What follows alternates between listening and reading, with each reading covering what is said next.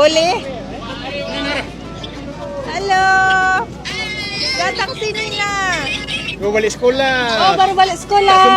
Sempat. Anak abang? Anak saya. Oh, saya nak bagi apa ya? Ada lip serum tak? Bawa? Ada? Sekarang tahu tak sempat sikat rambut baru mandi. Oh ya. Sekejap ya, Kak Cahaya nak bagi sesuatu ya. Sekejap record screen. Mana record screen? Halo. Saya titip dekat ayah ya. Ini ayah. Ayah saya, Oh ya ayah ya. saya. Kejap ya. Tak apa. Tahu tak lip serum Kak Cahaya? Tahu tak? Pernah beli tak? Pernah? Betul? Oh, tak pernah. Ni, berapa orang kat situ? Kak Cahaya bawa satu je. Nanti adik boleh pakai. Sebab lip serum ni boleh untuk budak kecil bang. Diorang Oh, boleh boleh. pakai. Oh, Ya.